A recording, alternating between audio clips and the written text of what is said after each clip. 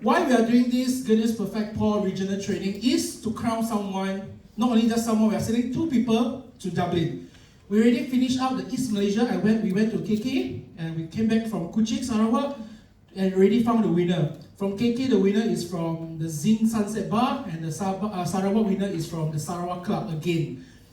So, we already found the winner from the region, and we are here today to find 2 persons. Okay, we are finding from Klang Valley, KL Central, Regional, 2 winners. First place and second place. So today we're going to crown 2 winners. Okay, because KV is such a big outlet base, so it's not fair to just have 1 regional winner. So far, so clear? Yeah. Okay, so we are sending first and second place. So today, we're going to crown the champion and the finale on 20th October. Location to be confirmed, but it's in KL. Okay, we will go there to do a big finale, very fun, cool, go there and just to reward you guys. Okay, there's no competition. Whatever happens here, stays here today. So whatever marks you get will be the marks to compare with other regions. Let's say you get high mark, let's say out of 100 you get 99, and you are 99 until we finish the whole, until we finish Penang. End of the day, you are the highest, you win. The second, 98, second winner. So far, so clear? Yeah. Simple as that. Most important is to have? Thank you. I give extra mark as well, right? Have fun, guys. Have fun, okay? Even though I talk a bit too much, but yeah, have fun. And also, another initiative, basically my KPI, we just launched our Star Academy Insta page. If you can see a very cute banner right there. You are a social influencer right here. I don't know, maybe bartender, social influencer. By all means, go ahead. Please scan. Okay, please follow our Instagram and tag us with your beautiful, most experienced caption, most funny one. You will win a crate of GDIC. You know what is GDIC? Guinness Draft in Can, recently launched in Guinness Malaysia. So GDIC is you don't shake, we don't shake beers on ya. Okay, GDIC is there's a widget inside. So we free you the crate where the best creative caption wins. Okay? It's a bit warm, huh? Is it me or just it's a bit warm? Crew, can you help me check the aircon? It's a bit warm here. Alright, so make sure you follow our academy page, tag us, and best caption win a case of Guinness Draft in the Can. Okay? Alright, next. So, what is the whole purpose myself standing here early in the morning to talk about? So, is what to discover what it takes to be the best Guinness bartender in Malaysia. We, Star Academy Malaysia, is on a national-wide hunt for the best through an immersive and interactive experience. I tend to drink to get drunk. Please don't disagree with me. But, in other countries, people tend to drink because of the quality, because of the service. So we need to achieve that level, okay, to let people know that why we are drinking beer. Anyone here who loves to drink wine? Hands up. Anyone loves wine? Yes, you look like a wine person. Anyone else? 2. Don't be shy. 2 people like to drink wine. Everyone like to drink beer here. You guys like to drink beer? Drink water.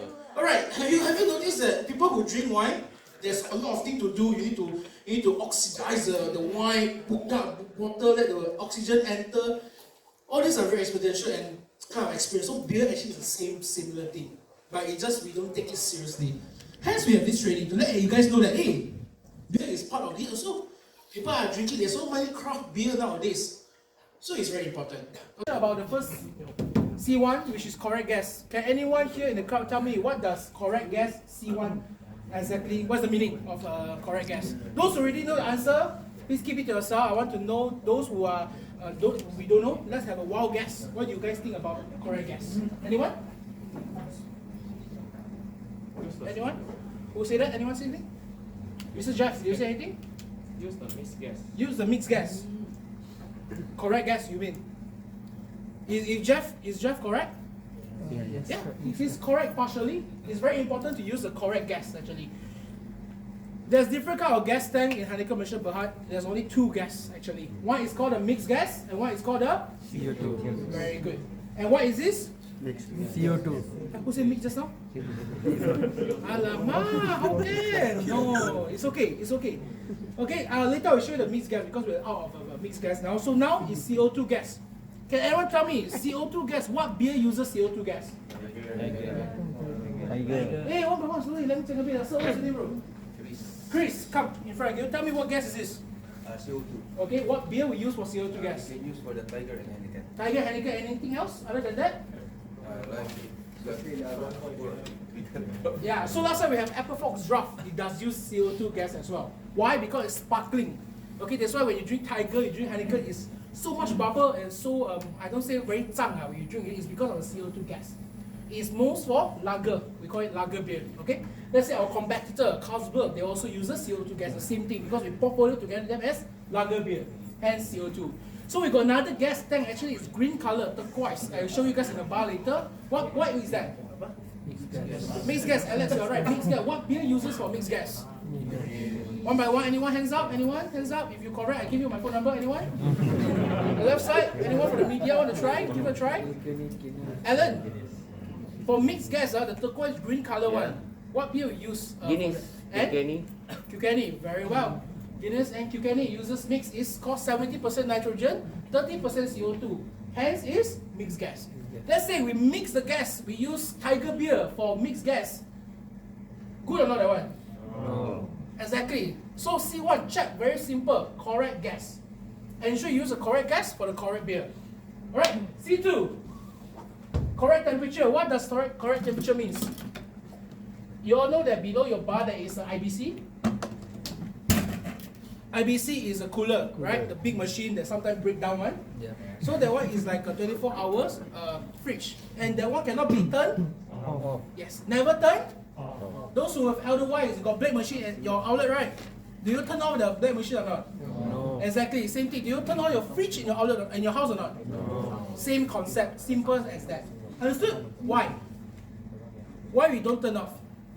Maintain temperature. Very fast. Correct, you're right, bro. So let's say you turn on already, it takes longer time for it to build the ice. And sometimes the beer won't be too cold and too warm. So it's very important. Let's say you have issue with the IBC. Who do you call? Not Ghostbusters, but who do you call? TSS. Let them know the issue and the problem. Alright? All good? All good? Cool. C3, clean lines. Okay, I need a volunteer. Who want to be want to be my volunteer today? Buddy. Oh, buddy. Siapa buddy? Come buddy. Oh, you, my give him a round. Come here. Buddy, can you give me your phone? Yeah, your phone, yes. Can you go to your phone book? Yeah. Put my number inside. 0. Okay, can you on your flashlight instead? Flashlight. Yes.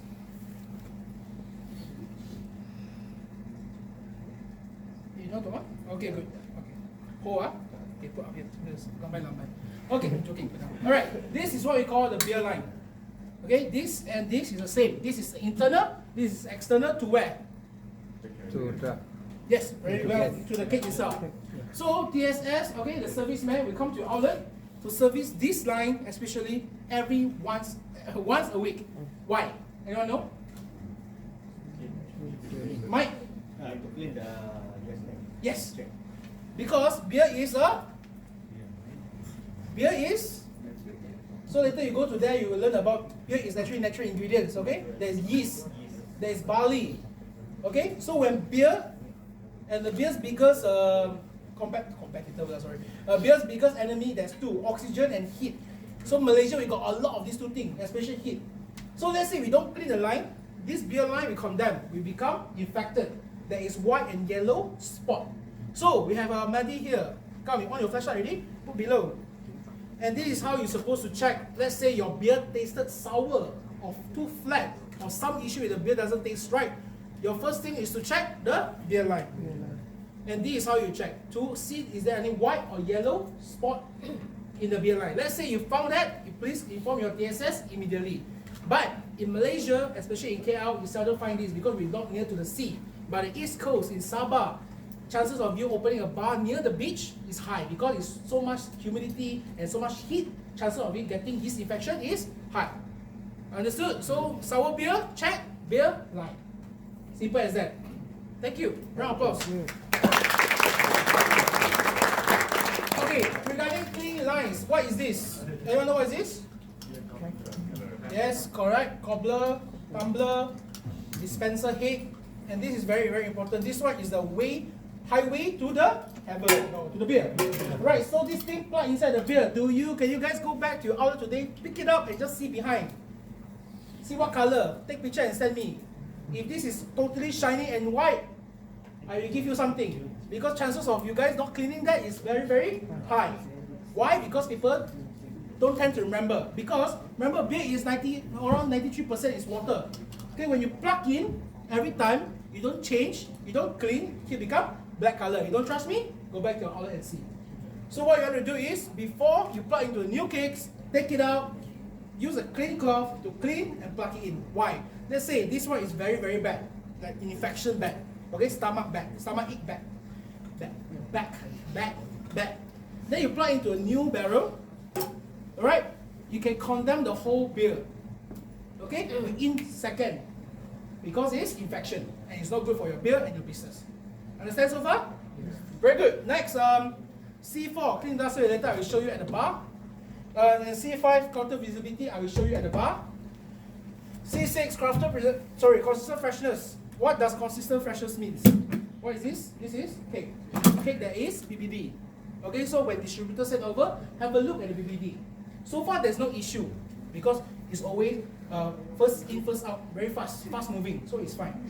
But I want to strengthen the point here is, once you pop a cake, how many days? 3 days. Thank you very much. 3 days is the best optimum time. Why? Because when you pop inside, you're exposed to oxygen and also heat. So you don't want it to be like that because all these things, right, let's say you Guinness, you tap for 1 week, you plug in, the taste will become very, very bitter. For lager beer, it becomes sour or too flat. It's not within 3 days. So let's say you work in Genting, maybe 4 days, but no, 3 days. Always 3 days is the optimum our quality standards. But I understand we are running business. You guys are running business. Sometimes a bit slow moving, but make sure your cakes don't put under the sun or too hot area.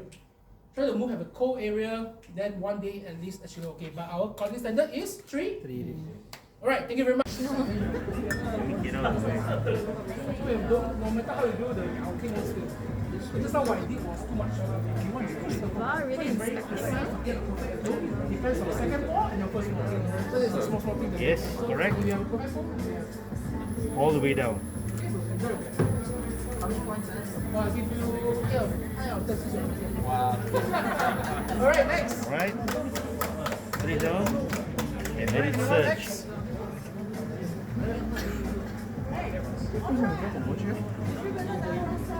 Distributor later, orange tag is have a seat.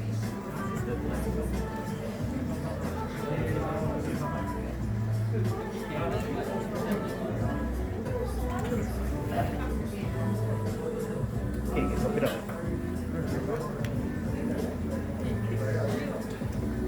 The other way around. Push it back, push it back. Yes. What's the difference between When you, okay, there are two functions for the step. So we're going to look at this.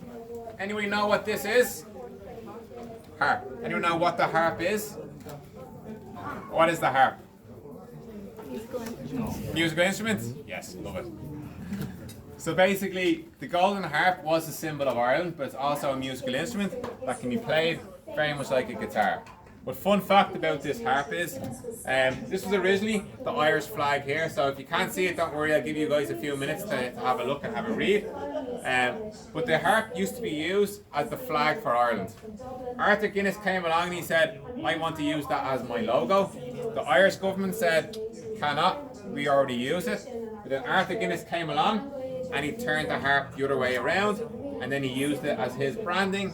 Then eventually Ireland changed its flag, and now when people look at this harp, they don't see Ireland, they don't see a musical instrument, they see Guinness. Exactly, yes. As you move through here, so you can see the history of Guinness is all around here. I'll give you guys a couple of minutes to have a read through. And then this here is our original, that's not the original, it's a copy of the 9,000 year lease that was taken out by Arthur Guinness, okay? So this lease symbolised how big Arthur Guinness wanted his brand to grow and the big plans that he had then as well. That have been used for Guinness since 1759, okay? So same ingredients ever since beer was first invented, really. So the first ingredient we have is water. And water is very, very important because when you get a glass of Guinness, that glass of Guinness there, for example, how much of that do you think is water? Do we think it's 50% water, Higher than 80%? Yeah. 90. 90%. Higher than 90? 95. 97 close. 100. No, 100 is just water. 99.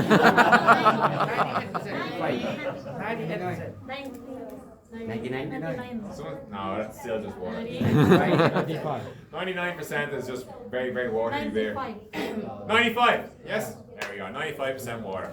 So, most beers around the world are 94, 95% water. Guinness is about 95. So lots of water used in the brewing process and lots of water make up the end component of the beer, okay? After that, the makeup is barley and hops. Okay, yeast is an ingredient, but it doesn't stay in the beer, so it doesn't make up because we add the yeast, it gives us alcohol and then we filter it out. But the main raw ingredients we have here is the barley grain, which gives us the colour, gives us the sugar that we need, and also gives us the rich flavours that we want from Guinness. The next ingredient that's very, very important is our hops. Hops give the beer its bitter flavours, okay? So, you know when you drink a Heineken or a Tiger, it's not as bitter as Guinness, for example. Guinness is known for its bitterness. That's because we added more hops.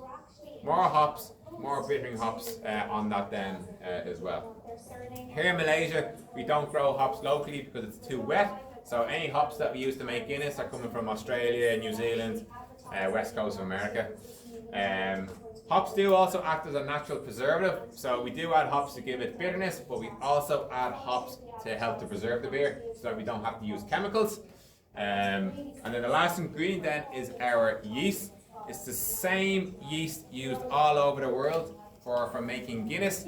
It's the famous Arthur Guinness yeast that we use in Dublin, use it in Malaysia, use it in America. Anywhere we make Guinness, we are using this yeast. And the yeast that we use to make Guinness, basically what it does is it eats the sugars from the barley and converts that into alcohol and CO2. But it is also very important for the end flavour compound. So for example, if you were to try and use a Heineken yeast with a Guinness or a Guinness yeast with a Heineken, it would change the flavour of the beer. It would change the alcohol level of the beer then as well. So every beer has its own specific type of yeast. Guinness yeast is very, very famous, as is the Heineken A yeast then as well. Okay, we're going to flip around here and we're going to look at our roasting section.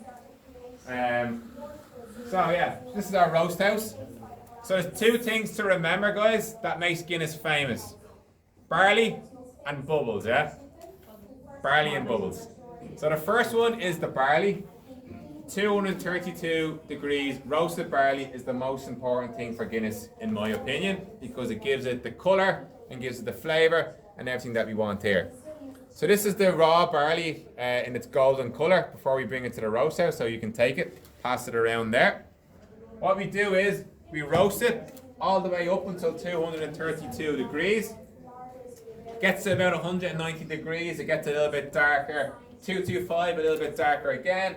And then at the very, very end, we have our roasted barley, which gives Guinness its colour, gives it those dark chocolate, coffee notes that we want from our Guinness. And if you want to take it again, pass it down my can, no problem.